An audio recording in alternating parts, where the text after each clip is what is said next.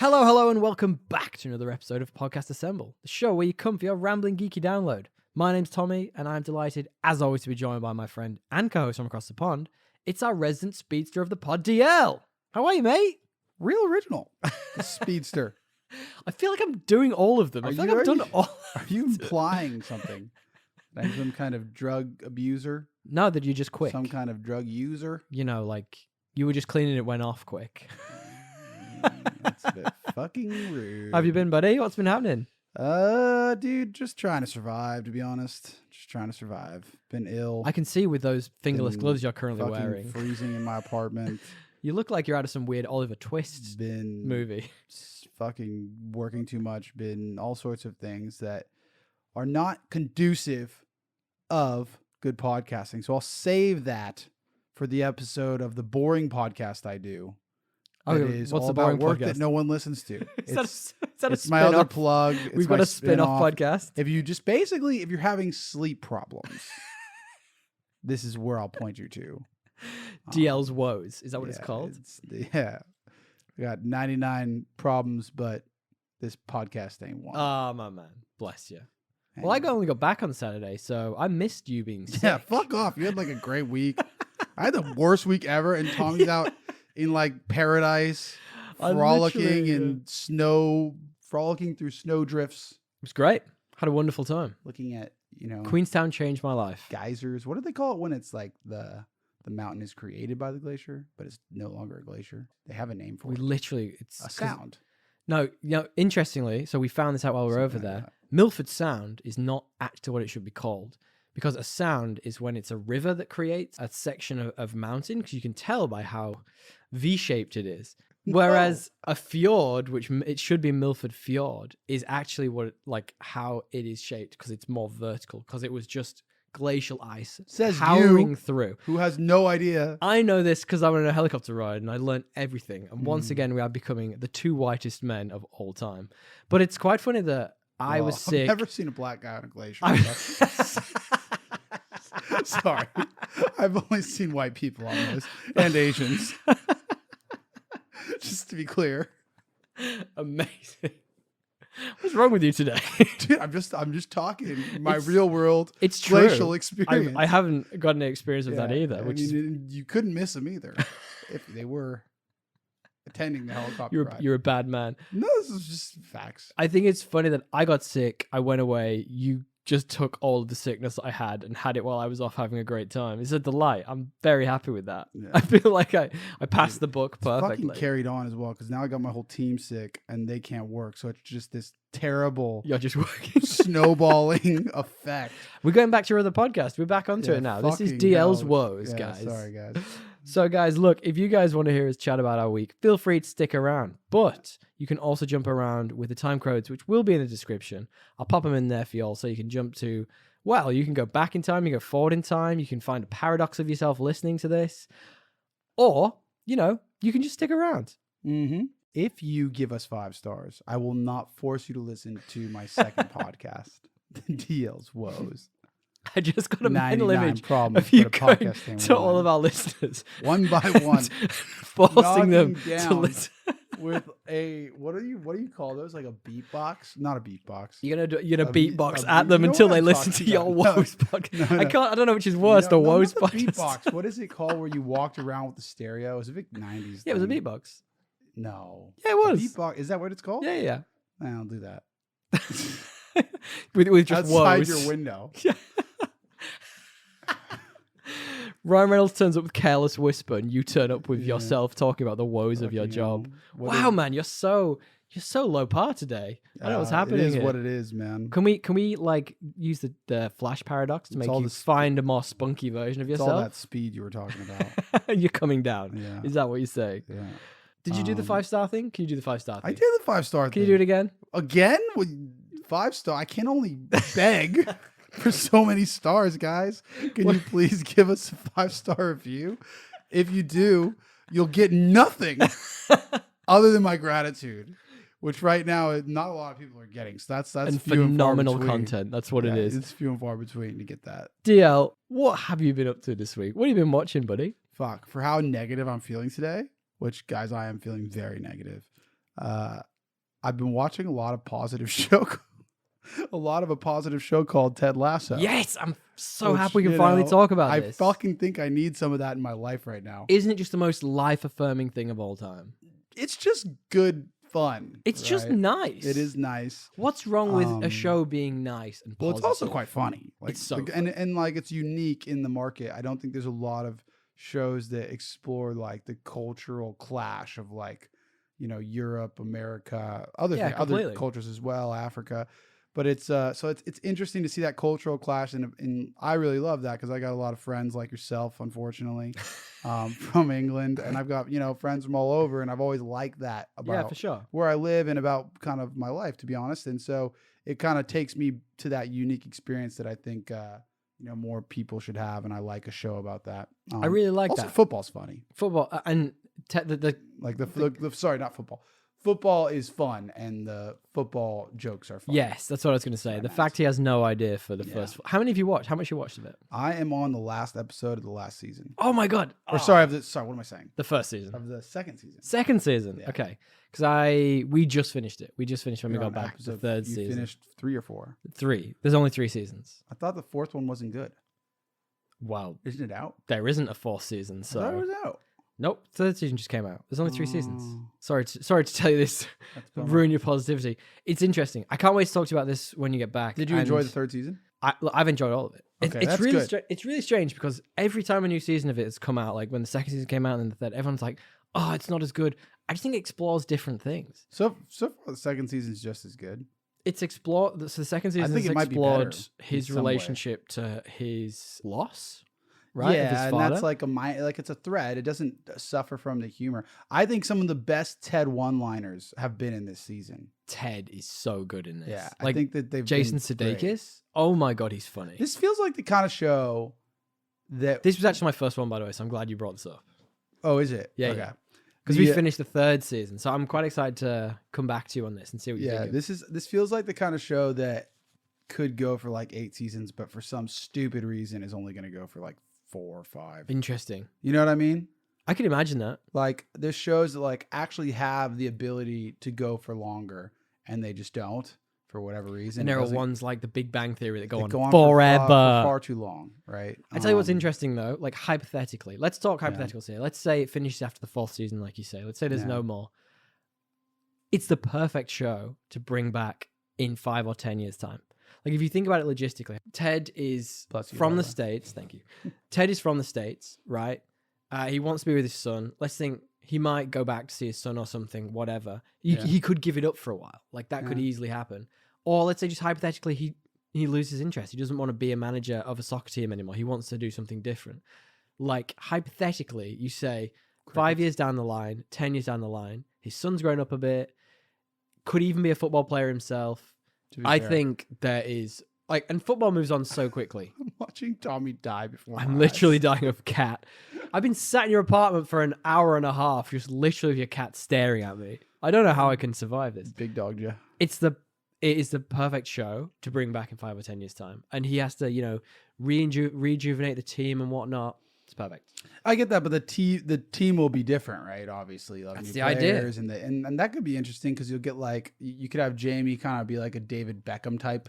Oh, he could be You the know what I older mean? statesman like Roy Kent was in the 1st season. Well, of course, but you would be more like a David Beckham. he was like based a on washed David out. Beckham, Yeah, you know in what the I mean? latest season, yeah. Yeah, or like not washed up, but like David still, Beckham never washed out, by the way. Well, when he moved to the MLS, Mm, I mean, he just looked good because we're bad. He still came back to Europe. He played for AC Milan while he was in the MLS, and he played for Paris Saint-Germain, 2 of the biggest teams in Europe. While he was playing, played. he was in those teams. Okay, whatever. He won the league with the French team. I'm not basically. a second soccer guy. I don't know. My point is like you could play him as a what I meant was not a washed up player, a washed up like star that's kind of like a C-list celebrity. Yes. And that Kind could of like that, he's at the beginning of the 2nd that season. would kind of exactly that would play for the character. But point being, yeah, it's good. I think How the have you writing's avoided good. spoilers, by the way? They are Ted everywhere. Lasso? Yeah, What could the everywhere. spoiler be? They win the Premier League, they lose the Premier League. I don't watch it because the story's compelling. I watch it for the characters and like the funny parts, and like I'm not actually interested in if Richmond makes it back to the fucking Premier League. I was invested. But I guess I am. It's like a minor concern, but it's like I more so want it to be funny, whatever happens. Sure. You know what I mean? And Would it you is. would you now watch Welcome to Wrexham? I would have watched that anyway, but they they did mention the Wrexham owners in the show. Did they? Yeah, Ryan I must have missed Reynolds that. and the other guy. What's his name? Rob McElhenney. Yeah, they mentioned it, and It's a great song in the Wrexham. You should really watch the Wrexham. No, I would It's watch really it. I good. think it'd be like again, like this is the kind of thing I like. This culture clash. It's pretty funny. Yeah, and I like the fact that Rob McElhenney and Ryan Reynolds have also no idea about football either. They're literally just like. I wonder if someone saw that and was like, "Let's make a show about it," or did it come out before that happened? So the Jason Sudeikis sketch as a soccer coach is years old. I think it goes back to when he used to be on SNL. So like he's had that brewing for a long time in his bag. Yeah. So interestingly, they find like because then he made a bunch of adverts about it in the States. Do you remember them? It was No. all. I can't remember. It's like a betting app or something. I can't 100% remember. But Really? it was really funny. And it was like genuinely like. So they literally made the skit into a show. Yeah. Interesting. It went from being like a skit to an ad to a genuine full show. Who's your I favorite? love that. Who's your favorite character?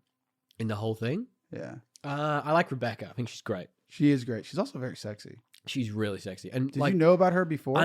She's not- older. yes, I didn't know about her before. She's also incredibly like she's a tall lady. And No, she is. that's not for me on like 99.999% of people's. What's wrong with the tall lady? I don't know. I intimidated don't know by what it the is, DL. legs? It's because I'm only 5'8" and Yeah. I'm scared of people taller than No, me. she's super sexy. Dude, somebody on that writing room's got a foot fetish though. There's like 10 different Oh scenes my with her feet in god. them. It's like goddamn It Tarantino is, wrote yeah, this thing. It is. And like no judgment, but it's funny because I was like, did he got a writing credit? He I was surely. like, yeah. is there a producer credit? In There'll this be like a Tentin Quarantino on Yeah. the For sure. on the writing credits. So they love her. She's great. I She's agree. great. What about you? Who do you like? I think that the best part is it's a really hard decision for this show. There's Okay. so many There are a lot of good characters. There's so many good, well-written characters. I really do like like Jamie Tart. Do you? I just like think he plays the the dry, like kind of aloof. Like I don't realize I'm a dickhead. So I can't wait for us to come back in a week or so's time and talk about the final season. It's so funny. In the final season, does he have blonde tips? He's very inspired by that David Beckham character have with seen a the meme. curtains. Yeah, I have seen a meme. So I really like him. I'd say obviously Ted Lasso. Roy Kent, by the way. Ted Lasso's great. So is Roy What Kent. a hilarious, like, just everything. Is it? Who's that? Roy, It's Roy Kent. Roy Kent. Although, I tell you the worst part of this entire show is anytime they actually pretend they're playing football. It looks... Didn't mind maybe it. not to you, Yeah. but to anyone who's actually watched any football, awful. It looks... and none of them are like the shape of an actual footballer. What do you mean? What does it look like? You mean it's like CGI or something? No, as in like none of them actually know how to run. It's like the Flash we're going to talk about in a bit. They all look like they're all the only bad. player who can actually play football by the looks of Mexican it is guy. Jamie Tarr. Surely the Mexican guy too. He's all right. He He's looked fine. like he was all right. He's fine. But the rest of them, not a chance. McAdoo, the guy who's the captain, the angry black guy. Well, I don't even think that I've seen a scene where he hits the football He or kicks it. just looked. He's the wrong shape to be a footballer. I've literally never seen him in a play sequence. Yeah, it's not good. I think they keep him out probably for a not reason. good. Well, he gets more playtime as it goes on. I'll tell you that. And No, like the scene where Jamie Tart Yeah. gets like that free kick from almost like the halfway point. That actually looked pretty good. I yeah, pretty thought. dope, right? I was like, damn. That's a very David Beckham thing as well. That actually happened in the 90s. Look, we are getting carried away talking about this show. You're going to finish it, right? Yeah, dude. And we're gonna finish try talking and about it make next myself time. feel better about this week by watching it tonight. Like it's my therapy. Fantastic. Oh, man. sure. It's such, I've watched that first season a couple of times. The Yeah. best, I'm going to stop talking about it in a second. The best scene in the whole show is in the first season, I think, personally. Mm. And you'll have seen it. It's the scene where he plays darts against the old owner. I've forgotten his Yeah. name. And he's just like, the whole people don't ask, anyone it's just asks good. questions. Not that It's- funny, but good. It's not funny, but the thing is, it's so touching. yeah, no, it's good. It's great. It's good. I did a fun thing this week outside of What'd you do? finishing Ted Lasso. I had a real kick on the comedy after we went a couple of weeks ago. So I've been And- on Theo Vaughn as well, to be fair. Interesting. So I watched a dude called Andrew Santiago, who I think he's part of the Joe Rogan. You know, Joe Rogan's got his own bloody comedy club down in Texas. Yeah, the mothership. I think he's one of the prodigies that's come out of that. Mm. Anyway, he's got a new show. It's on Netflix. It's called Cheeseburger. Like, Is it a comedy show or it's a it's a skit? comedy. It's a stand-up. Oh, okay. I didn't love it, but like it was pretty funny. Like it certainly was entertaining enough to keep on top of. I'd recommend giving it a go. Like if you're fancying a comedy and you're a bit, I always watch that shit. For Yeah. sure, I'll do it. I feel like we need a new Andrew Schultz on Netflix. We need some new Schultz. Andrew Schultz isn't even that. Like his Netflix stuff isn't even that good. I didn't love that. Andrew Schultz. Well, it's more of like a skit show. Yeah, it was.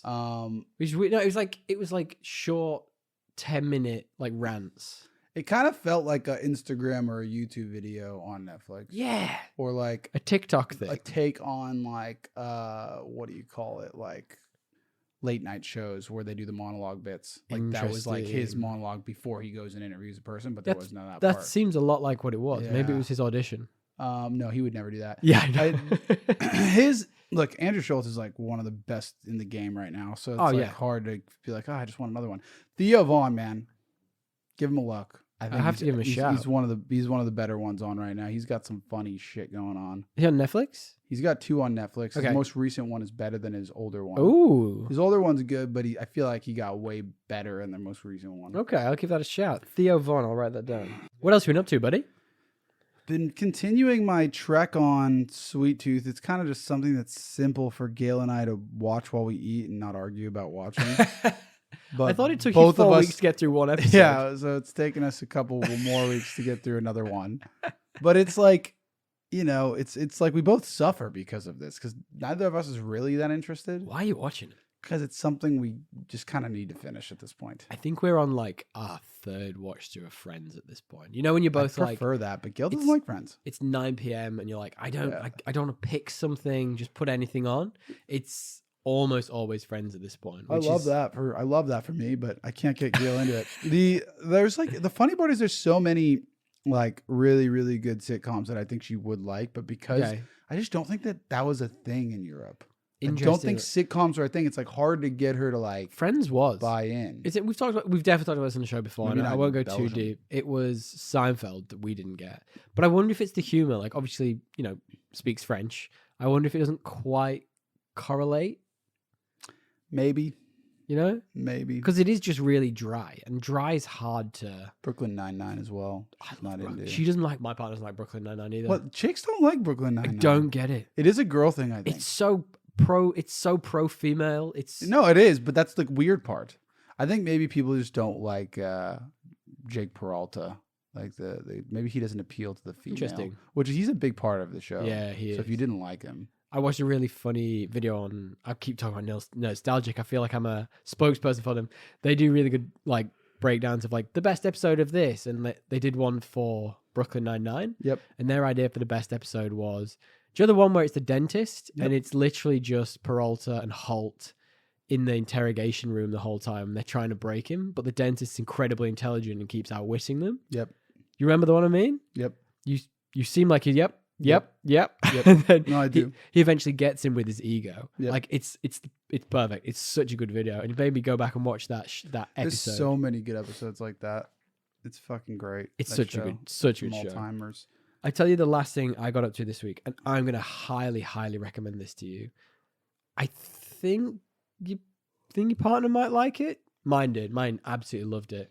It's a new Netflix documentary. It's called Chimp Empire. If you haven't seen it already. My sister was just texting me about this. Oh my God. She said it's really good. It's Mahershala Ali. What did she say? She said it. Well, I don't know what it fucking is about. So let me just give you her description. Chimps. Let me give you her description first. Do you need a lot more than that? Well, no, because you just said it's got Mahershala Ali. So I'm no, like, what? he's voicing it. He's the Okay. voiceover. What did she Mahershala Ali is just in the jungle Yeah, with it's a like- bunch of This chimps. now sounds racist. She said, well, this is an update on the Netflix password crackdown as well. Oh wow. She said, just got a message that I'm not a part of your Netflix household anymore. Ooh. Totally understand / respect if this was intentional. But in case it was not, did you change your password? I said, haha, yeah, I blocked you. No, it's probably just their password sharing crackdown. Proceed to share the article of their password sharing crackdown. Sad, she says. Unfortunately for them, I do not value the service enough on my own. I said, I think there's an ad-based one. You know, if you want, that's cheaper. Sorry. She says, KK, thanks. I'll be fine. Chimp Empire wasn't worth it anyway. Whoa. And I said, haha. And then she said, the TV show I was trying to watch. And I said, oh, that sounds pretty badass, actually. She says, it's like Succession, but National Geographic and chimpanzees. Like, she's an idiot. And then, no. I said, it sounds pretty badass. Then she goes, honestly, it's fascinating. I love it. Very soothing to watch. I was like, this doesn't jive with what you just said. Just counterbalanced herself, counteracted herself. Yeah, and then she goes, in a strange and confusing turn of events, I am back in case you were vicariously concerned. It's amazing. It's so amazing. Yeah. It's 4 episodes, right? That's all it is. Each one's about 45 minutes to 50 minutes. And it follows a tribe of, chimps, in a rainforest in Africa. And it is, like, I've never been as, like, fascinated outside of a David Attenborough documentary as I was with this. Okay. Like, it has everything. It's got the chimpies. You think it's going to be like, oh, this is, it's like, I'm down. I love animal shit. dude, it's like full on like gang warfare. It's amazing. Chimps are cray-cray. Yeah, they are. Check it out. Also murder and eat each other. I don't know if they eat each other. They definitely murder Maybe each not other. in this. Wow. It does happen in the wild. That's Joe interesting. Rogan always talks about it. Bloody Plays hell, the Joe video. Rogan. He knows everything, that guy. But Yeah, he look, does know seriously, about the animals. I couldn't recommend highly enough. Like, Mahershala Ali's voice is just so soothing as well. Like, even when shit's going down, you're like, Mahershala's here. I feel safe.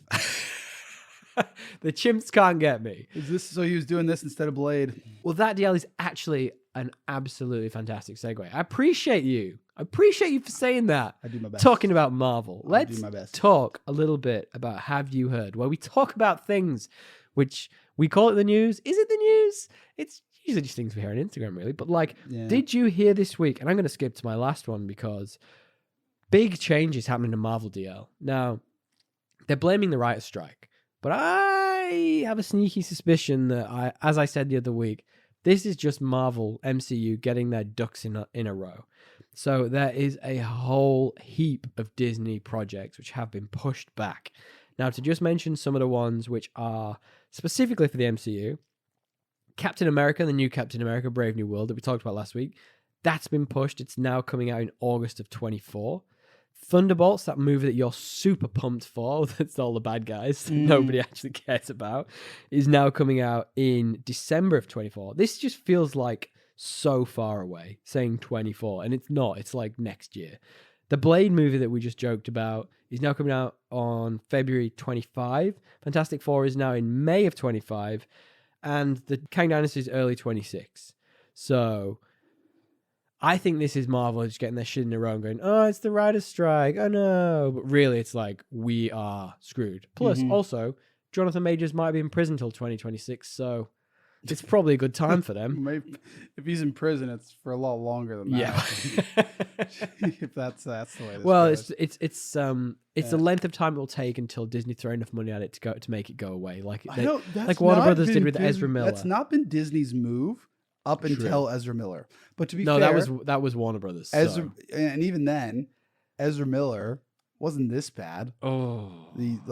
Ezra Miller did a lot of. He did a lot of stuff, but it was all kind of really obscure. Mate, it was like, dude, he's a bad bloke. Like, can we just talk about it? It was really obscure. It was like Ezra Miller. They went to a karaoke joint, sang, and he yelled at the woman, and then chased the woman home from the karaoke joint to her house. It's like, why? Look, I'm not gonna. Somebody needs to just go and Google this. Look, he did a lot of bad things. I know, but what? He's a fucked up person. We can have humor about this in the sense that they are a fucked up person. In the sense that what the fuck? Yeah, it's more. It's way more obscure than like fucking what's his name, which is like he just like abused Jonathan women, Majors, which is like okay, well that's not really. None of it's good. There's no room for laughter there. None of it's good. Oh no, I'm just trying to. For some reason, I could kind of laugh at the idea that Ezra Miller went to a karaoke bar, got absurdly drunk, didn't enjoy someone's karaoke, and then proceeded to stalk them to their house. Yeah, it's kind of really obscure. Why would you do that? That's the most obscure one. There are other ones which are just not a lot of fun to talk about, which part of the reason I didn't like this movie we're going to talk about today. But talking about the Disney slate, going back to it, Do you think you care about any of their movies being pushed back? No. Blade? Was Blade pushed back? Did you say Blade? Yeah. Guess It's I coming care out about early 25. Guess I care about that. a bit. Interestingly, though, Deadpool, which is currently midway through filming, has been brought forward, which is nice. That is now coming out in May of 24 rather than whenever it's coming out previously. So I do think it's a good opportunity for Disney to get their ducks in a row, and they can blame the writer's strike, basically. DL, did you hear this week one that you're excited for, and I know I'm excited for? The Witcher Season 3 got a trailer and release dates. I am not sure I'm excited for this. Look, it's Cavill's swan song. I'm going to watch the hell out of this. I'll watch it, but I kind of will pity watch it. You know? I'm not going to expect much. Maybe I'll like it more. I'd be intrigued. I think you'll like it. I think you'll get into it. Do you reckon? I did it in the last second season. I was like, this is going to be crap. And then I got into it and I was like, oh my God. I actually still had hope. Give me more I Witcher. still had hope for the second season. Until they got rid of... But the fact that he basically disowned the entire franchise does not bode well for this season. That's incredibly true. And it's like the worst. It's worse than the Netflix effect of like canceling something. It's like they announced that he wasn't going to return as The Witcher before the new season of The Witcher came out. And they announced someone replacing him that I don't really like. So it like even more devests my interest in this show than if you canceled it. Because if you cancel it, at least it could come back. Yeah. It will always be ruined by Liam Hemsworth. A different face. Yeah. Yeah. So I still wonder how they're going to do it. I think they might Doctor Who it. He'll get like stabbed and by the universal dagger. Yeah, some magic will happen on him and he's stupid all of a sudden multiverse looks like a shit. different person. Yeah. It's like the magic changed your appearance. There's literally no way the only thing they can do is just not acknowledge he's a different person at all. That would be weird. That's 100% the only How weird thing. would that be? It's That's like the only thing they can do. Imagine I came in here one time and it was just Jason Sudeikis What do you sat mean? here That's instead how- of you, and you were like, "Hey, Tommy, it's DL here." I'd That's be how like recastings work though. yeah, a lot of times. So like that's totally what's gonna happen. Oh man, that would suck. Imagine if the rest of the cast stays the same. I guarantee you that's what's gonna happen. We wanted and Yennefer. and if they don't do that, it's gonna be something so much worse. You're gonna wish they did that. Yeah, that would be funny. That's my prediction. I'm so excited to see what they do with this. Like in general, it's going to be utter nonsense. To be fair, they'll probably do something where they like make fucking Yasker jabber on, but you look a bit younger, mate. Like, that's such a great I actually quite opportunity like for him him. to monologue on that. Yeah, he's grown on me. Well, look, anyway, that is coming out. The first volume is coming out on the 29th of June, and the second volume is coming out on the 27th of July. So just long enough for your 30-day trial to run out, so you have to actually pay for it. Or Perfect. find a new email address. Perfect. I'm down, man. Like I'm gonna watch the hell out of this. I think it's a swan song. Let's give it, and then just stop watching when Hemsworth starts. You know what I mean? I'll probably watch when that starts too, because I'm just that curious how this train wreck I'm will not that end. curious, to be honest with you. But I also, I also like am paying for Netflix. It's true, you're paying for it. So it's fine. People don't fucking do that anymore. I love how so I nonchalant guess your sister was about it. She was like, really, "Bro, have you changed your password?" And you No, were like, she was like really weirdly formal about it. I would have Oh. been like, "Bitch, what you doing? Like, you changed your password? Where you go? Give me this shit." I don't respect. She was like, "I respect and understand." I was like, "I don't respect or understand." Yeah, Give me yeah. I feel Why like, you who do this to me, Who boy? do you think you are? This is my password. I'm like dabbing off of. Anyway, Amazing. I did see the Kraven the Hunter trailer. Oh Did my you see days. how bad that? I wasn't gonna even talk about this. It's so bad. So bad. It's literally looks like a worse version of what's the Jared Leto Morbius. movie? It's like, you saw the Morbius trailer, you're like, yeah, it's not gonna be good. You see this, you're like, yeah, it's not only not gonna be good, it's gonna be really bad. I can't even. It's really bad. It's like each villain they introduce is because Morbius was Marvel versus Marvel, Yeah, but Spider-Verse. not Marvel. The Sony Yeah. Spider-Verse. Each character they do introduce in this Spider-Verse universe Yeah. Say that 5 times fast. is fucking worse than the next. Absolutely. I didn't think so anything could be bad. worse than Morbius. This Like look- Venom was okay. dire. Like you giving shit about the Venom movie. Like compare that to those two. It's fucking eons better. Well, did you hear Russell Crowe's brought his Thor Love and Thunder accent with him? Well, it was Russian. It's the same. It's the same accent. It sounds Is it? awful. It's awful. No, that one was more. I Russian. rewatched Thor Love and Thunder recently. It's very similar. Yeah, why would you do that? I Yourself? feel like he just got one. I feel like no, he's more Wog and in Thor: Love and Thunder, isn't he? he Yeah. plays. He basically, as an Australian, plays his Con the best Fruiter, Wog that's what it is. impression. That's a local reference no one will understand. I don't even Western. What is it? Western something gentleman. I don't have a clue. Whatever. Anyway, it just means like Lebanese guy. It's probably a bad. Pretty term. much, yeah. It's probably not good. I shouldn't have said that, but I didn't love that performance anyway. So like, it's easy to be like, this isn't cool. But if it was a good performance, you could maybe get away with it. yeah, man, yeah. What I will say is, I did see Sasha Cal. Is that her name in this movie we watched? The Flash is talking to Warner Brothers about returning. That's interesting. That's a conversation we're going to have at the end. Interesting. We'll have to have a conversation about that. Let's come back to the end of the podcast. DL, did you see any of the game trailers that came out over the past week or so? Because it was like a game con or something. There's always like one of Xbox these or things. something. And I didn't see anything I'm interested in, which is weird. Usually there's something. I'm like, I would say it was an Xbox thing, but they released like a trailer for the upcoming Final Fantasy VII Remake Part 2, whatever it's called. Rebirth, I think. So it must have been some PlayStation as well. But the thing that's caught a lot of people's eye, and was shared with us by friends of the show, Ryan and Chris, specifically is the new Star Wars Outlaws game. Did you see that? No. It looks so cool. Really? It's like... How have I not seen this? It's the first truly open world Star Wars game, right? And it looks like it takes... Do you remember when we did our episode on Star Wars games that you'll never get to play? Guys, go and listen to that one. It's a really fun episode where we are just talking about things that we wish we could play, but we'll never. And there was a Star Wars game which got cancelled called Star Wars 1313 that was like in the seedy underbelly of Coruscant, and they were all thieves, and they were all... Do you remember that? Vaguely, yeah. No, I just remember the Darth Maul one where he was like... Oh yeah, that was pretty badass. Where he like was badass, and then like they released like... It got canned because they released the Clone Wars thing where he became like a spider or something and kind of ruined everything. Well, I would have loved to play that game. Oh yeah, the spider legs, that's right. You know what I'm talking about? Well, yeah, I do. Well, this one, it's based in the seedy underbelly again, and you're an up-and-coming thief/rogue, and it looks a lot of fun, and people are hyped by it. Like, imagine a truly open-world Star Wars game. I would be super down. I cannot find this anywhere on IGN.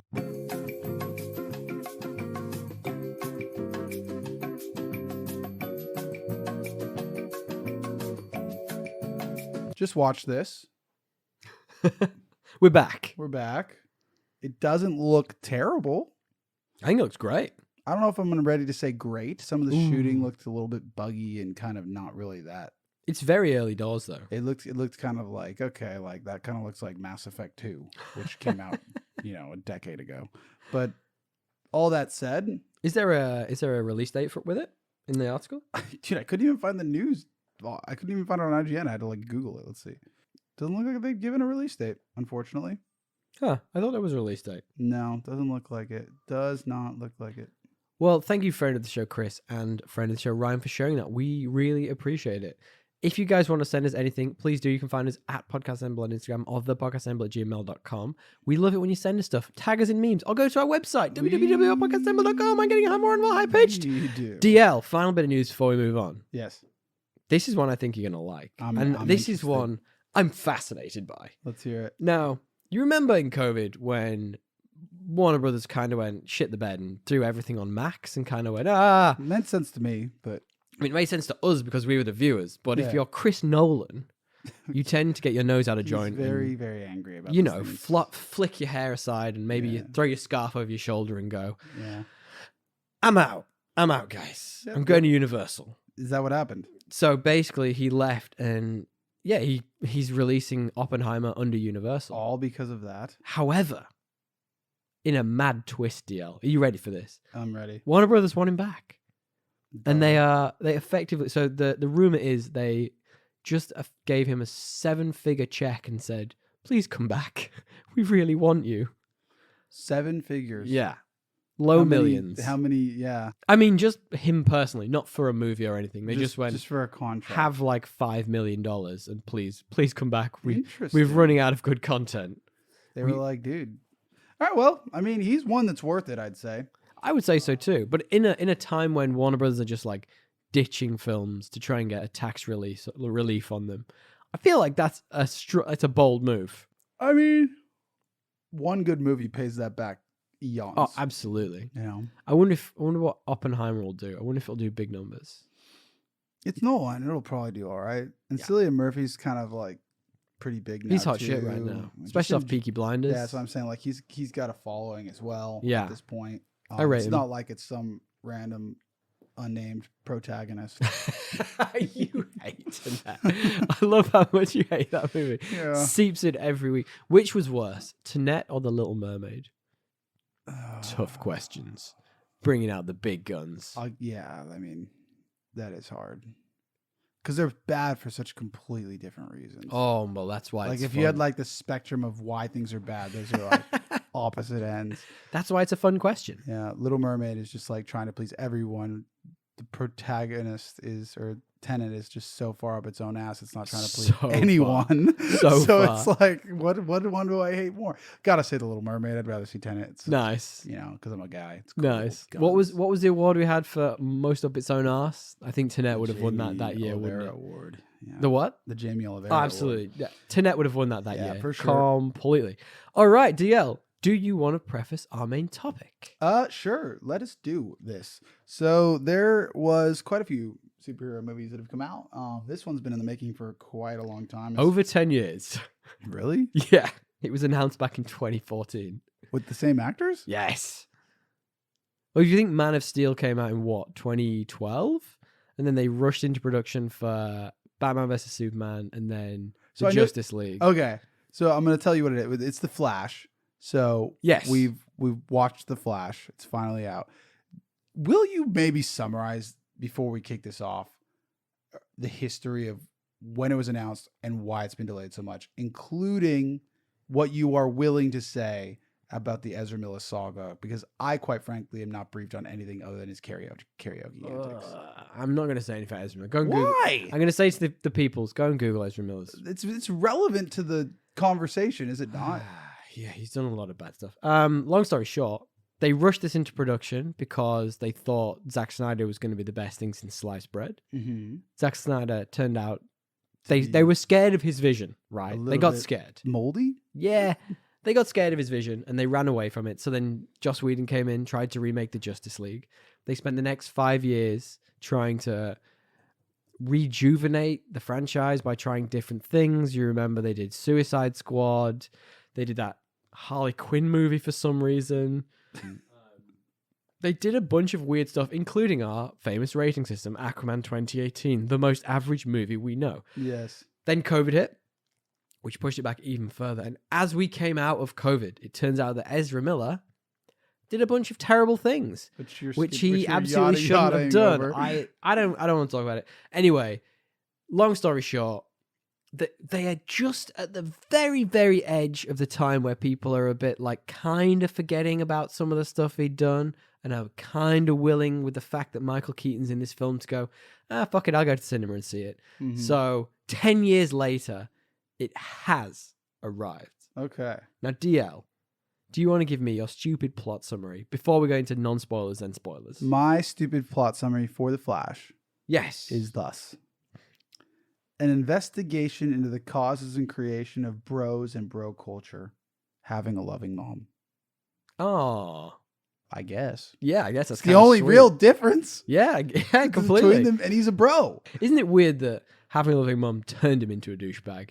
Yeah. That's he so was odd. loved too much. Yeah, too much. Okay, mine's a little bit different. The All right. irony of a movie about time travel where the lead actor can literally go back in time and change things is lost on no one, considering Warner Brothers would probably like to go back in time and change the fact they put Ezra Miller in the lead. I guess. Lost on no one. Don't they even acknowledge that at one point, like subtly? I don't think so. I think they make a joke about That would be awful. in the very beginning about like, God, I swore I wanted to write it on my phone, but we were in the theater. Yeah. I don't There were remember. actually a surprising amount of people for a Sunday morning in the theater. There was like 15. I was like, Yeah. what is happening? Go get a life, people. You don't obviously all do podcasts. So, DL, before we get into the direct and cast, do you want to guess for me, firstly, the IMDb score for this? 7-8. Oh, 7.4. Oh. I thought you had it. You love a 4 as well. You love a 0.4. I thought it was right there for you. Yes, it's just right there for you. Okay, now what about the Rotten Tomatoes score? The Rotten Tomatoes score would be a solid 82. Oh, it's 66. Really? Yeah. I thought people liked this movie. Maybe I'm just believing the Tom Cruise hype. What is Nate produced this? I was going to say that. This is what I can't believe they literally got Tom Cruise to say that about this. What do you think about the Metacritic? What do you guess? Metacritic would Combined be low, percent. then be like 51. Ooh, it's 57. Okay. Not far off. Interestingly, the critic score was 56 and the user score was 5.9. So it's pretty, that's one of the closest I've seen it in a long time. I think most people are just like, it's a film, which was directed by Andy Muschietti, which I'm never going to say right. Interestingly, you were talking before we started the podcast about Batmans and Batman movies. He has just been confirmed to be directing the new James Gunn-led DC Batman reboot, which will be called The Brave and the Bold. So that's interesting because I didn't like this movie, but the best bits about it were the Batman bits. I guess, yeah. So it's interesting that they've gone, oh, he can do Batman. Let's put him as a Batman guy. Yeah, it is. Well, anyway, so... Where are we going with Batman? Sorry, whenever you put me on a Batman track... You tell me. I guess we'll talk about it at the end. Yeah, okay. I'll save that for the Actually, end. let's save that for spoilers. Yeah. So, this has a bunch of cool people in it, which, you know what? I like the cast for this. Sasha Calle as Supergirl, I found really great. We'll talk about performances shortly. Ben Affleck as Bruce Wayne. Michael Keaton also as Bruce Wayne. Michael Shannon returns as General Zod. I wanted to call out as well Barry Allen's parents in this. So we had Maribel Verdú, who was Nora, and Ron Livingston as Henry Allen. I thought they were like a really good family dynamic around him, even though she turned him into a fuck boy. Yeah, I thought that I think this is one of the good things they did in this movie was the emotional connection, the family. They grounded it kind of emotively, similar to like Guardians. Like these superhero movies, when they're done well with like touching emotions, are better. Yeah, of for course, it. And of course. But yeah, I like the fam bam. Well, talk to me about the plot then before we get into it. Like, what kind of happens in this film, if you can surmise? God. There's a pretty funny There's opening. a flash and there's a pretty funny opening sequence. I thought it was a bit ridiculous. I quite like the opening. But actually. It was funny. The opening was the best part for me. Where we see the Flash just kind of like trying to eat. Everyone's slow, making a sandwich. Everyone slow. No, he's trying to eat. Everyone's slow in a coffee shop that he's trying to get a sandwich from. And basically through the course of him ordering the sandwich, and the sandwich being delivered for him, he basically goes and saves runs Gotham. off and saves like an entire like hospital from collapsing and blowing up. Yeah. It's a good little sequence. While he's on the phone with like Bruce Wayne, aka in this scenario Ben Affleck, at that point, kind of giving him shit the whole time. So I enjoyed that. That's how it started. From there, it becomes a tight story, but a fairly familiar one at this point. Around time meddling to solve past traumas, past tragedy that ends up having unexpected, but at this point expected results to the timeline and kind of drastic repercussions to our superheroes kind of world. And we explore that really. And Ezra Miller the Flash, as he tries to fix his mistakes. Yeah, absolutely. I found the plot of this really hard to focus on, because the CGI was fucking dreadful. So what's interesting, and I've just realized this in this moment while you were talking. Stylistic choice though, like honestly, I think they just ran out of money. You reckon? I reckon they just ran out of money. It was that bad that I was like, it must be a bad. stylistic choice. You're talking about in particular the times when they go into like the multiversal speed. Yeah, and we'll save a lot of that for spoilers, but but that's what you're talking literally, about. Yeah, because that's when it's like most noticeably like a different style to the point. Yeah, it's a PS2 cutscene. Yeah. The entire time. I've just realized this, and this is funny. When we talk about movies which are sort of deep and interesting, like last week when we talked about the tragedy of Macbeth, for example, I think you overanalyze them and I try to make fun of them. Whereas when it's a stupid bloody comic book movie, I way overanalyze them, and you just make fun of them. These aren't made to be analyzed that way. It just annoys me. Like the Macbeth is literally made to be analyzed that way. Oh, completely. Why But would you are spend your are you calories telling me that? analyzing this fucking movie? It's like there's nothing you, there. Are you telling me that this movie, which is about sacrifice and family and etc., that you can't analyze some of it? I'm telling you, like, I don't hire a sommelier to go analyze a McDonald's, but I do at Nomads, like, because that's what they're for. You know what is interesting about this movie? Let's say hypothetically it did come out in 2014, whenever it was supposed to actually come out. Yeah. This would have been one of the first multiversal movies. It would have been way ahead of its time. It would have been before Loki, would have been before all of the MCU stuff that's happened, probably before Into the Spider-Verse. I think that was 2012 maybe. It would have been one of the OGs, and it would have been a fresh new idea, but because it's come out, with everything everywhere all at once literally has done this. Literally every fucking superhero, every studio that's released a superhero movie in the last 10 years has done this. You know what it is? It is the new Skybeam. Multiverses are the new Skybeam. They are Skybeams. That's what's all. I mean, in this movie, it is a Skybeam as well, kind of. It's like a Sky big ball. ball of sky. Yeah. Skyball. So the basic plot of the movie, like you say, is it kind of draws from a couple of different comics. I'm not going to mention one of them because it does kind of spoil it a little bit. We kind of knew it was coming from the Flashpoint. We kind of knew that was a big part of this. And it is around Barry Allen using the Time Force to try and mess with time and the consequences that has. And I find it interesting that he spends a lot of this movie with himself, just younger as a counterpart. It's like an odd dynamic. I don't mind that. No, I think that's probably the most unique part of this take on this familiar plot. And I did like the fact that it returned Mm-hmm. like quite nicely based on the time it's taken to come out to that Man of Steel movie, like that time frame. So a lot of this takes place in that frame around when Zod arrives. He's obviously in a lot of the trailers for this, and it really doubles down on that. Where's Superman? I really like that in this. I thought it was like a fun dynamic of them having to try and figure out how to defeat these Kryptonians kind of on their own. Yeah, no, I did like that as well. It was kind of like, but I was also like, there's no way. Yeah. Well, I guess literally. How? I guess literally there. Well, we know Supergirl's in this, so there's potential. You know what I mean? Yeah. She's the wild card. Well, it started out. Well, they kind of pivoted that. They were Yeah. like, "Oh, I created a world where there's no metahumans," but then they like find one. Then they just were. Yeah, that's a bit of a plot hole. They were there I was anyway. like, "You gonna talk about how you were wrong there?" Or what? Yeah. You talk about how you just lied to us. Let's talk performances, as we're kind of leaning into that anyway. Yeah.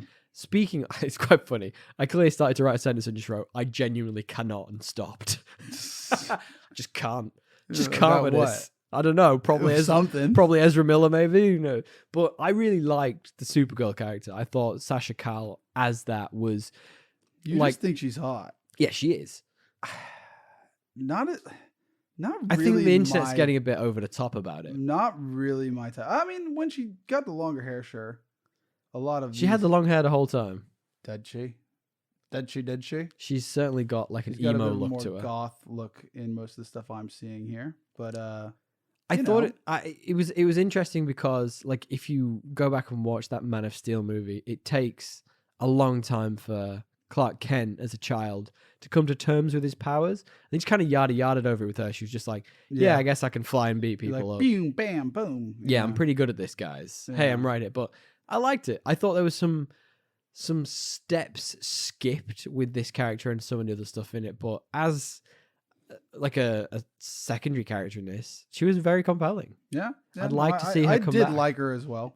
Yeah. I mean, she didn't have much to work with, but the No. moodiness was like very, like, maybe it was just like refreshing to see someone like angry. That is in a Superman style scenario where like usually Superman's so fucking boring to me.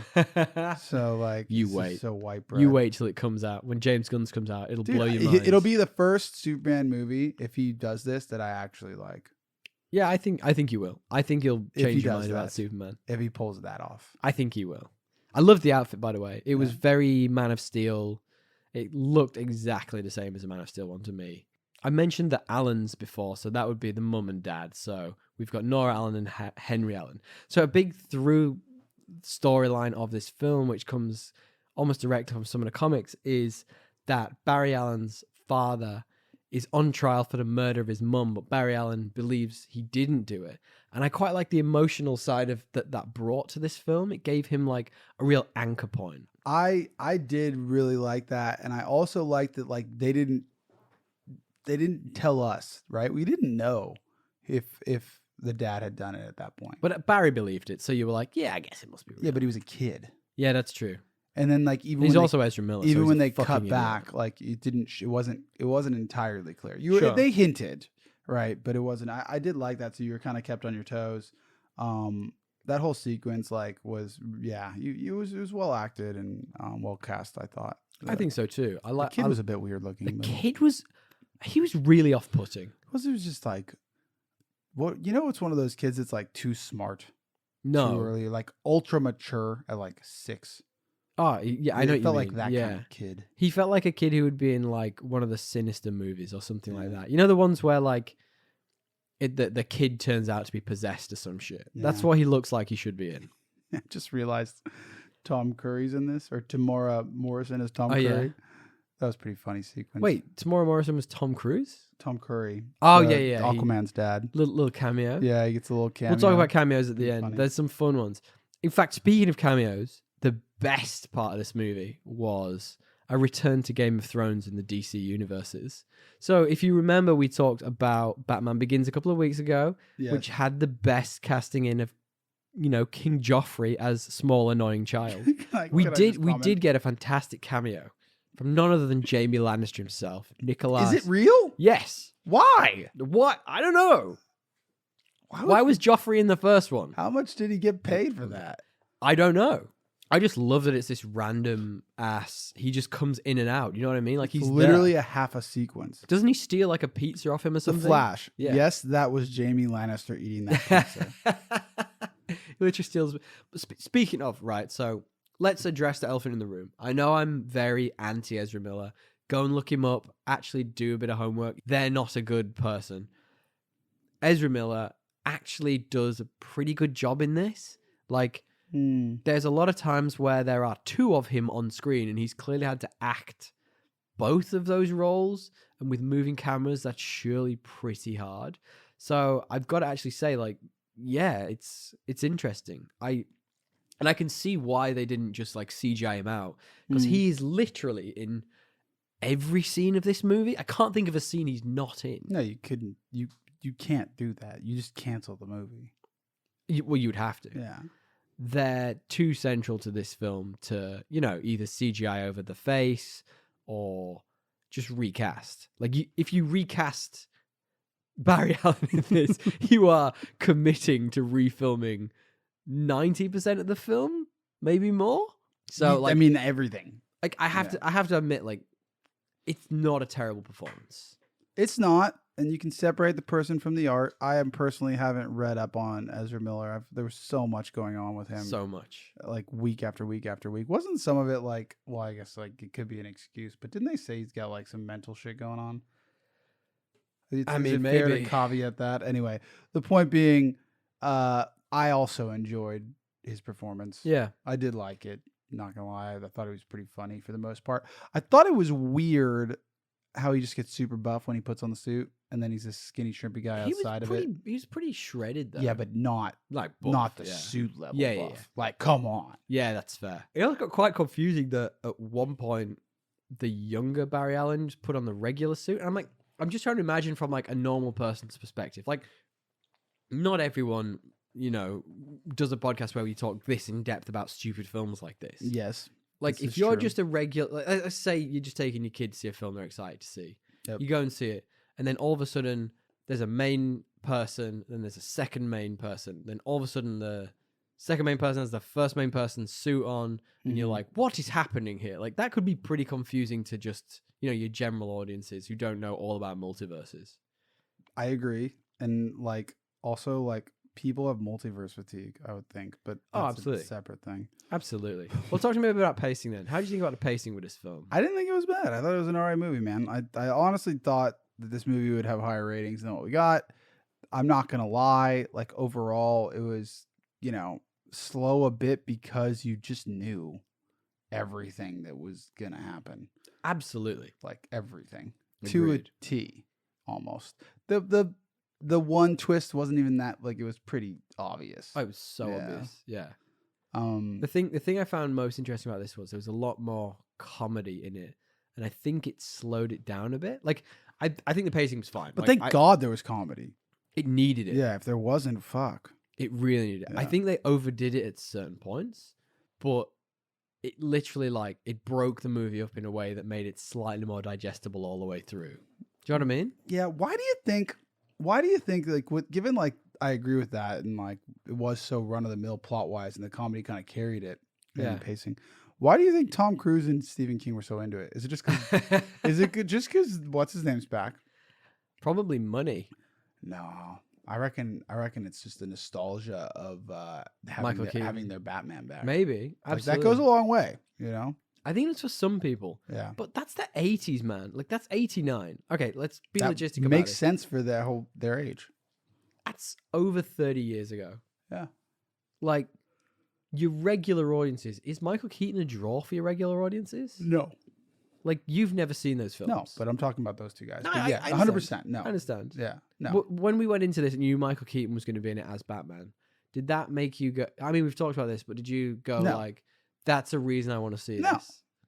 So, No. like, In fact, Michael Keaton, if I'm going to be honest, I think is an overrated actor. My dad loves him. Interesting. He's like a big hit in my dad's generation. All those guys that like what my dad's early 50s, mid 50s. That generation loves him. did your dad go and see this movie? Probably not, but Well, there's your problem. yeah, but Immediately, if I told right? him he was in it, he would go see it. Surely he'd see. 100%. He's in all of the trailers. He's everywhere, Michael Keaton. He's not really plugged in. Fair But enough. if I said it, there's a new like superhero movie and it has Michael Keaton returning as Batman, he'd be like, "Let's go see it." Oh, really? That's sure. interesting. Yeah, for sure. That's interesting. I wonder if that's the market they were hoping for but didn't quite hit. Because, like, yeah, I would say, like, it's harder to hit that market because a lot of the marketing techniques they go for these days probably don't quite extend to that market. It just, and also those movies, probably as big as they were, I got to imagine just weren't as big as the other ones that we've seen, like the Spider-Man movies that Sure. were bringing the nostalgia back. Like it's just. But It's if you not think as about the big. Spider-Man movies, like Tobey Maguire and Andrew Garfield, they're still very much in the zeitgeist. That's like the first, So is Michael Keaton. He's in a lot of big movies, but not superhero movies. No. Not in the same Well, capacity. neither was Toby. Like to be fair, for years. So like, when did the last 2012, the last Spider-Man I mean, it's not the of him 80s, came I out? take your point, but I guess It's like not 33 years but ago. Keaton is just as involved, as relevant, if not more relevant today as an actor than Tobey Maguire is. But as Batman. Why does that matter? You're saying 'Cause Keaton's it's the the draw. whole draw of it. You're saying It's Keaton's the whole draw. draw. You're saying like As Batman. I'm not saying Keaton in general. Yeah, Keaton's, but, like, Keaton's his thing. I don't think people went to That's the- Spider-Man that's for the Toby either. I disagree with that. I don't I think think a that- lot of that's people why. did. I think that anticipation and all of the build-up and all of the rumors and all of the hype of the Well, that's the one Garfield thing. and- There was actual hype to this one. They just revealed that he was in it in the trailer. Well, exactly. So they've well, already so. shot themselves in the foot. It's Yeah. madness. I did like the characterization of the older Batman. I did think that was pretty fun. Like, I agree with your sentiments before going in, though, that like seeing him move like that and fight, I was a bit like, if he's 60, if he's a day, Yeah, it's not happening. you don't move. And he's got tech and all that stuff, but like, Bro, you can barely I don't know. interesting. He doesn't. You look at the guy, he doesn't seem like I Yeah. honestly just wish we got more Ben Affleck. Yes, same. I actually agree with that Yeah. after coming out of this. So let's talk about cinematography and world building then. Now, one of the things I really liked about this movie was at the beginning, like you kind of mentioned a moment ago, that world building scene of Batman's, trying to catch the bad guys, Mhm. and the Flash is kind of the janitor. Mhm. I really liked that. The janitor. Yeah, they do call him the janitor. Yeah, literally, yeah. He's cleaning up the mess of Because he can. I mean, I like that dynamic as well, but it was Yeah. so short lived. I guess like the problem is that dynamic feels like it needed to be built more thoroughly out over like other than just the one movie 100%. that happened, 100%. And we're going And- to talk about that more in yeah. spoilers. and it would have been better. Very much. The thing But I did like that aspect though, right? Yeah. Where he shows up in there, you're like, "Fuck, this guy's got to solve it now, or you're fucked." Complete. Yeah, it was I good- did like good that the dynamic. Flash had evolved character wise. Like he had like obviously mastered a lot of his powers. You see him like running up buildings and stuff. Like a lot of it's already in the trailers. I did like that, but that point you made there is so bang on the money. we've only seen him in Justice League, Is that it? and now this. Is that it? Is that all he's been in? Literally, Wow. like there is a huge chunk missing. And I'm not asking for more Ezra Miller movies. That's not what Sounds I like want. what you're asking for. What I think is, I think in a world which they didn't cast Ezra Miller and there was, a logical person involved in these films, they wouldn't have gone from he is involved in this Justice League movie to the multiverse is breaking. There'd be some steps of seeing him evolve as a character, right? I agree. Like, and you know what I mean? establishing himself as that Totally. Peter Parker type, up and coming guy, little laughable Totally. character in this. Look, do you think the Flash is like a big character in general though? I would say in the comics, yeah. Yeah. He's one of the core Justice League. Which is interesting. Because, to me, he seems like he'd be he's just like basically he's like 1/8 of Superman. He's not very. Yeah, but Batman's none of it. Which makes him cooler. Because he still fucking puts up. He's a badass.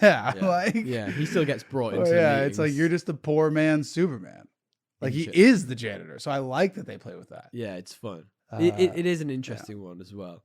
I do like I say, I do have more problems with the cinematography and world building. We'll save them for the end because a lot of it kind of trails into spoilers, which is a bit frustrating, but we'll talk about it. So I just wanted to ask you one question, moving on, because we are kind of talking about action a bit anyway. Mm-hmm. Can you just explain for me this, right? Explain me one thing about this movie, specifically. Now, you have a superhero, right? And you were talking about it a second ago, whose whole thing is running. Yeah, you're right. That's it, right? He runs. Why would you choose an actor who literally looks like that only knowledge of running was explained to them by an alien who's probably blind? Yeah, he physically, he just doesn't look like he knows how to run. It's pretty, it feels like a conscious choice. They made that he's gonna run weird, and it's that's why he's so fast. No. Dude, It's surely utter somebody nonsense. would have said something. Why didn't they? Why didn't someone go, hey man, that's not how Sure, human someone beings did. run? And they were like, we want him to run different because it's a part of his power. That's probably what they were saying. But they did make fun of it. Did they? Oh, did they? I in, missed that. in that sequence when he loses his powers. Oh, that's great. Oh yeah, they did it when he's running around the room. Yeah, that's looking true. like an absolute dildo. Oh my god, it was It was Dude, fucking funny. I made that joke to someone recently and they went, I can't abide by that. And I was like, why not? They were You like, can't say dildo now. because dildos are actually useful. Not to me. Well, I mean, not to us. But I don't know what your proclivities Yeah, are. it sounds but too not intense for for me, bro. That's in terms pretty of action, funny. though, I did quite enjoy some of the action in this. I thought that initial scene that's in the trailers where he's catching all the babies I thought it was kind of funny, even though everything looked horrible. It did. Like that the was babies bad. That were, was bad CGI as well. Yeah. That was PS2 cutscene level. Yeah, it was bad. That was so. We're talking about CGI anyway, so I'm going to move into this. I've got a lot of complaints about it. I know that the director said oh, it's like a stylistic choice, but no. Did he? No. So the director literally said it's a stylistic choice because when Flash is running and everything around him is warped, everything would look different. It's that is a grade A bullshit excuse. That's nonsense. It's a pretty good. You ran out of money. It's a pretty good spin. No. You ran out of money. It's a fucking great spin. Nothing against a CGI artist. In fact, I think probably with what they were given, they did, all right. I think if I'm the director, what do I say? We ran out of money? No, that's exactly what I say. Yeah, well, great, of course. Great salesman. You are literally I'm loving trying that. to save face by this point. I think that is a sound answer. I agree. But then tell me did any of the CGI look anything like good to you? No, because he was running the whole time.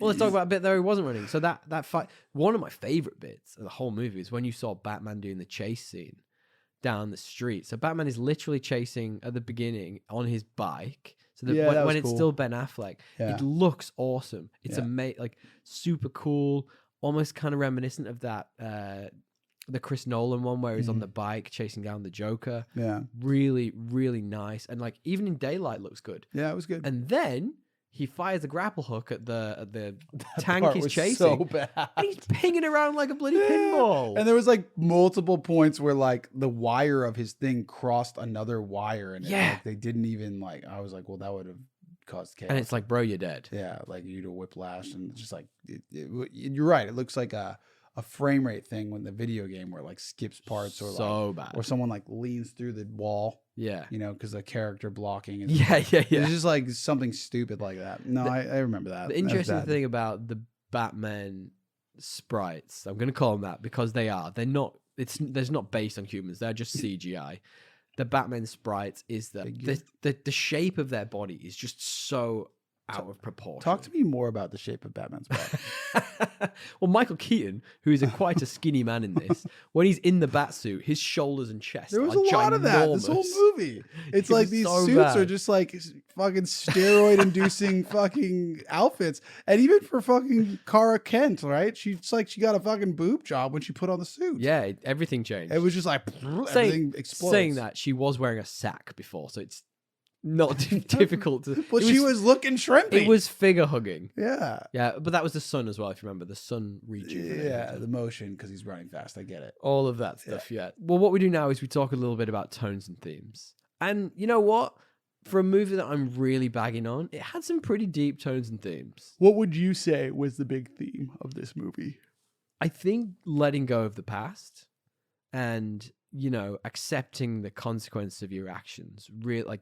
I know they're pretty like black and white, but those were the ones that really screamed at me. Yeah, I think so. Letting go of the past, you know, accepting the trauma Yeah. stuff. Trauma is what makes a superhero. Which is interesting because that harkens back to talking about Across the Spider-Verse the other week. Our weaknesses, well, it's that they did the tropo of Yeah. that. But Yeah. yeah, I think like, you know, our tragedies are what make us, and like how we respond to them is just as important as the fact that they occurred. Yeah, You know, if they absolutely. didn't occur, you'd be different and maybe not for the better. You Well, might turn into a you bro. wouldn't be for the better. Apparently that's my problem. I just needed to lose my mom. Jesus. What are these themes? Wow. What are these themes they're Wow, pushing? don't say that, DL. Jeez. Of course not. Hectic. That's what are these themes, man? All right, what we like to do now Um, is we talk a little bit about our 3 best and 3 worst. So 3 reasons, non-spoilers, why you might want to see this film.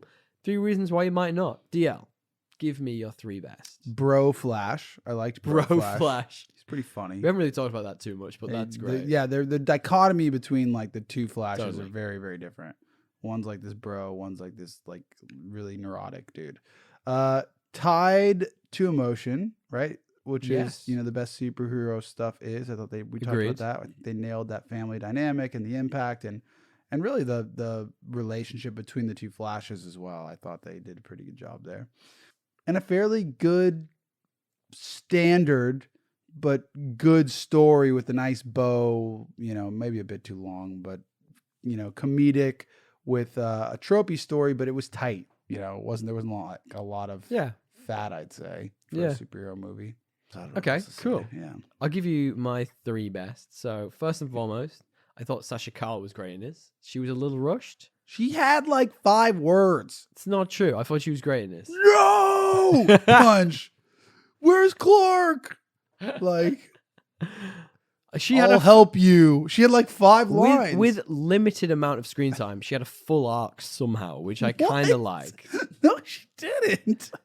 I'm really scratching here. I can't think of many things I like about this film. Look, give me a break. All I right. like that they returned to the Man of Steel timeline, and I also like that we probably won't have to talk about any more of these movies until James Gunn actually takes over. I know they're doing Aquaman 2. It's so funny because I'm so half in on DC. Like, I did want them to like. I really think the do James something Gunn with thing it. is going to change everything. I don't disagree, right? Like, he's obviously eons better than what we've had for the most part. Like, the fact that this is one of the better DC movies, which I think we can say confidently that it is. What's better? You can. What's better? You can say that. What's better of the last 3 they've released? 3? I can't remember what they are. 5. I like Shazam. 10. Shazam was You like fun. the original Shazam. Yeah. That's not recent. Oh, you want recent? I'm just saying, like, of the DCU, where does this rank? Definitely top 25%. I thought you said top 25. I was going to be like, yeah, No, probably. no. Because there's been Like, it's like the better majority half. Like, you know. Sure, you can say that. But would you not? We'll find out when we get to our famous rating system, won't we? All right. So what are your worsts? Yawn. More multiverse stuff. Yeah, I give you that. Like fucking every movie has a multiverse. I don't give a fuck anymore. Yeah, When there's that many getting multiverses, over it. all the multiverses are boring. Isn't that right? Isn't that interesting? And really not enough impacts to the broader universe for being a multiverse movie, at least at this juncture. Interesting. And maybe that's because they know they gotta release Aquaman Do you want to know my before they do that stuff. Well, my first one is, who is this for? It's a finished universe. They keep releasing these films that are universe that's finished. Is it? Is it? We don't know. Is it? Maybe new Batman. Maybe no Batman. I don't know. Go on, give me a final one. Like, I would not be shocked if they just reversed course on everything and said, you know what? Snyder's back. Carry on. Like, carry on regardless. Who knows? Like, we'll just do 2 timelines. Like, I could see that. I would love to see. Ridiculous. Well, they're at least doing 2 timelines because there's the Batman. Then 3. Sorry. Go ahead. My other ones were Ezra Miller is a problem, and just wow, that CGI was just dire. Yeah, shitty multiverse CGI is one of the other ones I had, and then the third was not enough Ben Affleck.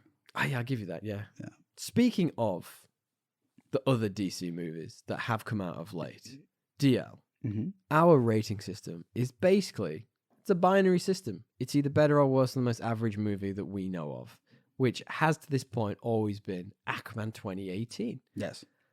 Tell me, DL, is this better or worse than Aquaman 2018? It's better. Oh, wow. You know it's better. No, it's not. You're such a liar. He's such a liar. He's taking the Ezra Miller, separate the art from the dude. It is, I mean, there's another crazy person in the Aquaman movies. She sucks. Who? The one Amber shit in the Heard? bed. Yeah. But Like, literally, not even as like a euphemism. no, like She actually just shit on the bed. That it wasn't There's pictures sexual. of it.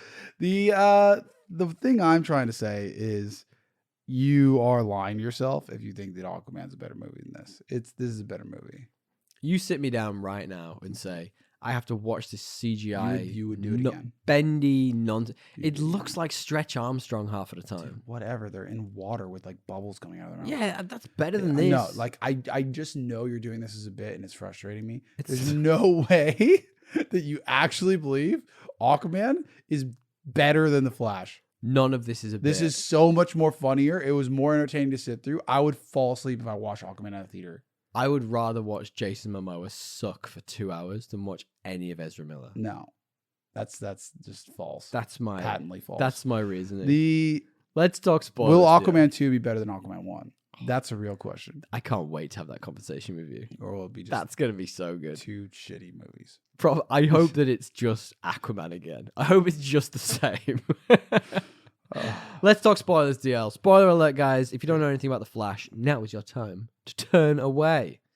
So basically, he's the villain. Young Flash is a villain. Created himself by messing with the timeline, and it becomes the young Flash who he creates or kind of revisits, who's Bro Flash, cannot give up on a canon event. Is that what we're calling them? I mean, it's pretty much the same. Yeah. It's the same. Remember last week, across 2 the weeks Spider-Verse. ago, It's the same. where there were thing. canon events. There's a couple of events in certain universes that cannot be stopped. Yes. And one of those is, Clara Clara, whatever the hell her name is. Supergirl dying along with Batman. Michael Keaton. Batman's Michael Keaton. Michael Keaton's Batman. This version of him. Yeah, this version of him dying. And, old mate tries to stop it. He doesn't want the world to collapse because that means, or the world to end because that means his parents die. He dies. And we get stuck in a super loop where he, over millions and millions and millions of iterations, goes back and forth to try and change this, slowly but surely getting more and more pieces of, I don't know, whatever that spiky thing is. That Krypton. Each time he does it, he keeps getting hit with this Krypton metal. You'd think he'd learn to He not get hit becomes by literally just like a Krypton metal monster that's in between multiverses. And when you first see that, it's like a Reverse Flash type parody. It's not parody, but like a similar type deal. When you first see that dude, it's kind of scary. Yeah, he's introduced well before you have any idea what's going on. That was actually one of the cool parts of the movie. So when the Flash first realizes he can reverse time properly, he is in the Speed Forcey thing. Yeah. And this weird, like, jagged metal monster jumps down and just knocks him out of the timeline, and which we find out eventually is actually on purpose because he knew the only way, the paradox, right? Well, it's the time he needs to be there to get his Yeah, powers. It's the only way he could get him to get his powers, and therefore the only way that he could actually get that guy to stop himself from stopping himself. For Which some is fucking stupid time It's a thing. paradox in itself. Like Yeah. that whole thing is a Yeah. paradox. Yeah. It's nonsense. It's classic time travel shit. Yeah, I mean, like Dumbledore is Ron. It's the same. Yeah. It's really interesting because it does pull. Like I mentioned, it pulls from the Flashpoint, but it also pulls from Crisis on Infinite Earth storylines, and has a lot of the same kind of threads interweaving. The thing I did like about this was that it was very different in its explanation of the multiverse. I like the spaghetti. There was a lot of spaghetti in this film. Did you notice that? Like his mum was cooking spaghetti. Batman is cooking spaghetti in a closet for some reason. Looked that good, to be honest. Actually, his mom's spaghetti looked good. The Batman spaghetti looked Oh, that was terrible. like bland as shit. That was all Dante bullshit. Like, anyway. I quite like the explanation of the universe that like it is not like straight lines. It is just like cooked spaghetti. You just chuck it down. Where it lands, it's going to land. There are bits that intersect. There are some things that might be in other universes that are similar. So that's where Michael Keaton could come back. It's my third multiversal Oh, explanation God. in a year. Days. Yeah. I'm sick of it. So I don't care anymore. But yeah, But it I was did- unique. To be unique in that kind of setting is pretty impressive. Yeah. I think the challenge, like the big problem with this movie was like the ending where what was effectively happening was like kind of a bit like incursions they talk about in the MCU, and a bunch of other universes That's the spoiler. were just colliding. Yeah. And the big spoiler of this is that you see a bunch of old versions of characters. A lot of it was like kind of morbid. Like, so the George Reeves Superman, for a start, killed himself. Full on killed himself. And nobody has the rights to his likeness. So Warner Brothers is just ripping off his likeness. Christopher Reeve, tragic accident. Adam West recently died. The campy Batman. It's like, this is so morbid. And I kind of get what they're going for. It's supposed to be like this celebration of all these great characters that came beforehand. But I was watching it and I was like, this is making me sad. Like, you're showing me much better versions of these characters who aren't in this film. I'm like, I didn't get there. I just was so like hung up on how fucking terrible it looked. Yeah, how terrible it looked and how it wasn't original, and Yeah. how it's just the thing to do these days. And The only thing I did like, the only good part of that whole scene was when you saw the Nick Cage version of Superman. when did that happen? Was that was that like a fucking Easter egg or something that I didn't Yes, get? Okay. effectively. So that's a really interesting story, and you can find it online. It's there's actually a whole documentary about it. It's the Superman that never happened, basically. So Okay. Nick Cage was effectively cast as Superman, and there's like videos of him putting on the suit, and he's got long hair in it, and it's this wild fucking story. And like in it, the dude who was producing it was like, he's gonna fight a big metal spider. That's what he has to do. Like, because of course Superman always fights big metal spiders, right? But interestingly, that all got cancelled. Long story short, and the guy who did it, his next movie was Wild Wild West, which has a big metal spider in it. Guy really likes those. Really likes big metal spiders. So it goes back to my point. I loved that. That scene for me, I was like, that's fun. That's a thing that never happened, but in this infinite amount of universes could have happened. But who the fuck is that for except for me? Like I'm like nobody. 0.5% of the target audience for this. Nobody. Yeah, it's like nonsense. So what is happening with this film? Yeah, I mean, at the end, and so in the end, they do rectify it somehow. What happens? He basically. So Reverse Flash tries to kill our version of Flash, the main timeline version of Barry Allen, because he realizes that the only way to fix this is to sacrifice his mom. Yes. Right? And as Reverse Flash, I should call him that, I know it's not right, goes to murder Barry Allen to stop it happening, the young, brash, not yet turned into this machine, weird-looking thing, Barry Allen, steps in and saves him. Is that right? Yes. Nonsense. But what was the Reverse Flash trying to do? He was trying to save his universe. Still. Yes. So I thought he had some, but didn't he like purposely realize something about our version of Barry that needed to happen, which is why he knocked him out at that particular time? he needed to knock him out of to create the himself. Speed Force so that he would get his powers. So he doesn't get the powers in that universe without. Yeah, exactly. So that's why I was saying before, it's a super paradox. It's complete nonsense. Okay, so moving on from that bullshit. Yes. The net of it is we do end up sacrificing that universe. We do. We do end up and everyone in it changing the butterfly effect, right? That we he had originally put the tomatoes back in the cart, which was the main thing that stopped his mom from dying. Takes the cart out. That's a very emotive moment. I like that scene. That was a good scene where he says goodbye to his mom. His mom doesn't know it's Ezra him. Miller looked like a real human being for a moment. Yeah, Ezra Miller did that well. His mom doesn't know it's him. Parts away. He does make one minor change. Which means his dad is convicted on the fact there's no evidence proving that he went to the store and couldn't have been there to kill the mom, where in this new version, Barry Allen has moved the tomatoes to the top shelf so that he has to look up at a digital camera. So that he at least has his dad. And he has his dad out of prison. So in the real timeline, his dad can actually get out of prison. Butterfly effect again. What do we The get? big What do we hijinks get? at the end of it was that now we have this cameo of George Clooney returning as the Batman. Which nobody wanted. Nobody asked for. I don't know why that's there. That's Nobody another Batman. asked for that. Net more Batman. Too many Batmans. Too many Batman. Nobody asked for that.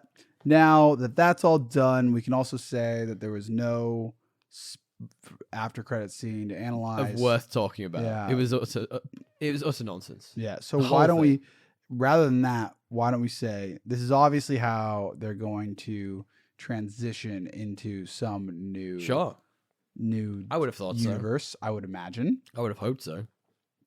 With that in mind, with the James Gunn DCU starting, Yes. who makes the cut? Who is the weakest link? I have a game with you, Tommy. Please. I'm gonna say a name. You say yay or nay to James Gunn's appearing in James Gunn's, and some of these are already out, I think. So is this if I want to see them or if they're likely to? You can give me both. Okay, cool. Hit me. Henry Cavill. Henry Cavill is not going to be the new Superman. They're going for a younger Superman. However, I think down the line they will do a version with older Superman in it. And have it be Henry? Yes. Okay. With James Gunn? I think that'll be 15 years in the future. So you think like it's not even going to be James Gunn, maybe. Maybe it is. Maybe he's still around. You don't know. Yeah, I mean, what's his name? Feige's still doing the MCU, so maybe. All right. Cyborg is way out. Yeah, like out. that He's actor so out. He wasn't even not want to work. He wasn't even in this. Like no. Aquaman. This is kind of cheating because it's been confirmed, hasn't it? I think he's going to come back as Lobo, different character. But why? Because he looks like the character. He looks like the character. He should be. He should have been him in the first place. He looked nothing like Aquaman. Aquaman's fucking white blonde. with the blonde hair. Yeah. So Aquaman looks like George Jetson had a cousin. Anyway, there Barney are cool Rubble. versions of the blonde Aquaman, but like he looks like this Lobo guy. That's just who he should be. Okay. So they're just not even going to acknowledge. I am intrigued because he was the post-credit scene. So who knows? Look, like pick a Batman. So let's go. Who's in? Who's out? Let's go through the Batmans. Yeah. What was his name? Batfleck. He's out. He doesn't want to fucking do this anymore. That's too bad because actually we never really got. Oh yeah, we should have had a full movie of him. We never really got him. I think he was good, but he's out. Yeah. Keaton. Out.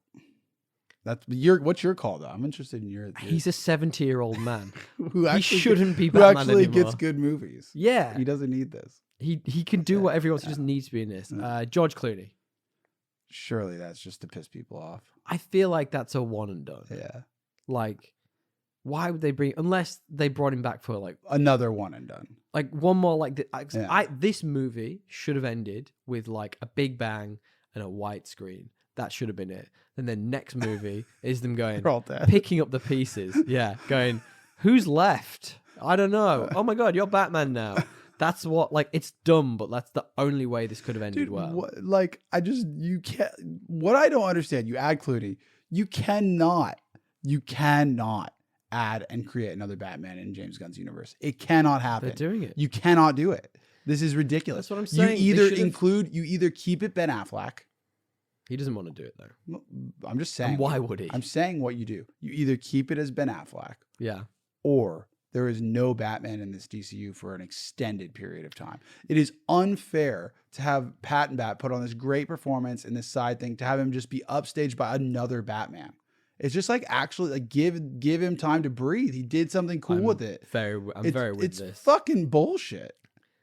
I really want them to stop making Batman movies. Yeah, it's bullshit. Just for a hot minute. So we've decided what we want. Yes. We don't know what they'll do.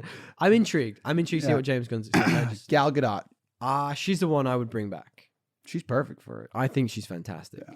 I think they should pick two stalwarts, right? And I don't know who the other one is, because they're going for a younger Superman. I'd like it to be Cavill, but they're going for a younger Superman. Ben Affleck would rather die than do another Batman film. Is that really true? He just is so sick of it. He barely did any. Well, that's the problem, because he was gonna direct and star in the Batman, which wore him down, wore him out, and he ended up going, "Fuck this! I'll just direct it." And then they wore him down further. He had like alcohol problems and all this, probably because of this stupid fandom. And then he went, fuck, you know what? I'm not even going to direct it. So they then went and made one of the best Batman movies of all time. Without him, and he's like, ah. And he's like, fuck, man. What is happening? So, like, why would you go back? I don't know. I don't know why he went back for this. Even though he, for all intents and purposes, it sounds like he had a great time on set. All right. I think Aquaman's the only other one. It's so we're thinking Gal Gadot. Yes, we agreed. want and we think. Shazam. He's the one. Shazam is. I was gonna say Shazam, in or out. Three. There are three. That's two fingers. There are three that tie over. Three characters only. It's Gal Gadot, it's Shazam, and it's Harley Quinn. They're the only three you bring back. I think Peacemaker will come back because they're doing a season 2 of the show. And it's Gunn. And it's James Gunn's thing already. But they're the three I would say. Black Adam's toast. Fuck that guy. Yeah, he's out. I'm out. All right, DL. Yeah. Let's finish up then. Do you want some true or false trivia for this goddamn movie? Sure. True or false, DL? This movie, announced back in 2014, spanned all but one of the 9 seasons of the CW Flash TV show. Is that true or is that false? False. It is false because it actually spanned all 9 seasons. The production of this movie took so long. They did all of these arcs and significantly more, and probably better in a TV show version, which is mental. That's a lot. Yeah, that's a long time. True or false, DL? In the timeline altered by Barry Allen, the 1985 film Back to the Future, mentioned as starring Eric Stoltz as Marty McFly, was actually a reference to real life. Is that true or is that false? True. It is true. Any eagle-eyed viewers know that Eric Stoltz was actually originally cast as Marty McFly because, well, Michael J. Fox was the first choice, but he had prior commitments to the NBC TV show he was currently on. Stoltz came in, filmed a little bit. They went, actually, this isn't quite right. And there's this really interesting, I watched a really interesting documentary about it where literally Michael J. Fox would, in the daytime, film the TV show and at the nighttime film Back to the Future. Wow. And they were like, when does he sleep? And he would sleep while driving between sets. That's all the sleep he would get. Crazy. Good for him. Like, good for him. Finally, DL, final bit of true or false trivia. When an unfinished edit of this film was shown to a test audience in 2002, it purportedly gained some of the highest test scores seen by testing audiences for a Warner Brothers film since The Dark Knight in 2008. Is that trivia true or is that trivia false? I'm not buying it. That's false. It's actually true. Warner Brothers was so pleased with the reaction that they confirmed the release date pretty much immediately after that. Okay. Madness. This is not that good a film. It's not bad, but it's Who not that saw the screen? Stephen King and Tom Cruise, apparently. That was The only two who saw it. Ultimately, I thought it was a CGI mess. I thought the heartbeat of the story was drowned out by the fact you had this terrible person as the lead actor. I know you want to separate the art and the person. I just couldn't. I gotta read up, but yeah, no, I could. I reckon that's all, folks, for this film. Very quickly, DL. We had correspondence from one of our new listeners, and thank you, friend of the show, Andrew. We really appreciate it. You fired us over. You can find us at podcastemble at podcastemble@gmail.com. they sent us the gameplay reveal for the Spider-Man 2. I know we talked video game. I know we talked a little bit about this a couple of weeks ago and said, bro, this looks so freaking good. How psyched are you guys for this? Not as psyched as you guys. I never finished the first. What? But I didn't even play the Miles Morales one, but I will eventually. I just, I haven't. So probably stoked, but not as stoked as you both. Interesting. I'm super stoked for that. And I'm glad you are too, friends. Andrew. Thanks for listening, mate. We appreciate it. One final bit of correspondence then. Friend of the show, Chris. I mentioned he sent us the Star Wars Outlaws. That's quite hard to say. Star Wars Outlaws news that we talked about. Mm-hmm. He said it looks fairly similar to the old Knights of the Old Republic style video games, which apparently they're doing a remake of coming up soon too. Yeah, that looks really good. Which are we more excited about? The Knights of the Old Republic remake or this Star Wars Outlaws? Probably the Knights of the Old Republic remake. Ooh, fun. I always wanted to play that back in the day. Yeah, I mean, if it's an actual remake, that's for sure going to be really good. Because it looks, I mean, like not just like a remaster, you know what I mean? Like a proper remake. Like a ground up. Yeah. Changing everything. I completely agree. I'm with you on that. I think Knights of the Old Republic, it's a classic of the Star Wars genre. So I'm totally down to see the remake of that. Yeah, me too. DL, do you want to wrap up the show? You know I do. I want to get the fuck out of this room. I am a bit tired. It's a late one today. Can we all pass on the pod? As we've said, give us a review. I always say 5*, 5-star. Do what you will. 5-star, baby. Do what you want. If you want to do 5, you can. You don't really have to. And if you know anyone who likes this kind of geeky nonsense, pass it on. Hot potato that. Hot potato it. Agreed. And while you're at it, if you could perhaps check out our YouTube channel. Oh, yeah. The Monetization King. Fresh stuff coming up there all the time. Yeah, we got posts there, kind of deep dives on things we talk about, analysis, hopefully some funny stuff too. And we'd love you to kind of continue listening and pass on the pod to friends. Please do. Where can they find us? If you'd like what you're hearing, they can find us at thepodcastassemble@gmail.com or podcastassemble on Instagram. 3 weeks in a row. It's a new record, guys. Until then, laters, gators. Tally-o! And we love you guys. Just keep listening. Thank you. Until next time.